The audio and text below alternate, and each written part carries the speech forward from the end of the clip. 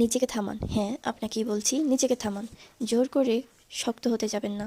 নিজের মনকে বোঝান, আপনি পারছেন, আপনি পারবেন, আপনাকে পারতেই হবে। সবার সঙ্গে সব কথার উত্তর দিতে যাবেন না, কারণ সবাই উত্তর পাওয়ার যোগ্য নয়। মানুষের সব কথা কানে ঢোকাবেন না। শুধু নিজেকে এতটুকুই বলুন, আমার যতটুকু প্রয়োজন ততটুকুই নেব, বাকিটা ফেরত। মনের মধ্যে একটা রিসেট বাটন সেট করুন। রিসেট বাটনটা কি?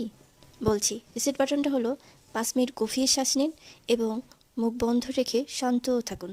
তারপর নিজের পছন্দের একটা কথা বা গান বা বাক্য, যা কিছু আপনার ভালো লাগে সেটা মনে মনে বলতে থাকুন।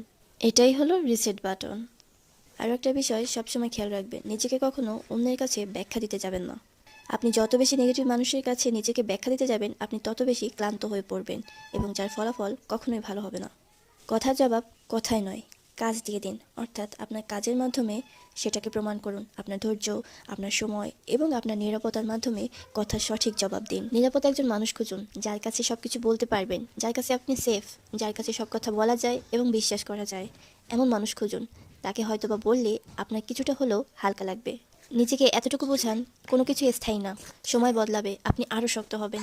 আজকের দিনটা হয়তো বা খারাপ যাচ্ছে, তার মানে এই নয় কালকের দিনটা খারাপ যাবে। ছোট ছোট শক্ত কথাগুলো মনে রাখুন, যেগুলো আপনার পরবর্তীতে কোনো না কোনো কাজে লাগবে। আজ এ পর্যন্তই, সবাই ভালো থাকবেন। আল্লাহ হাফিজ।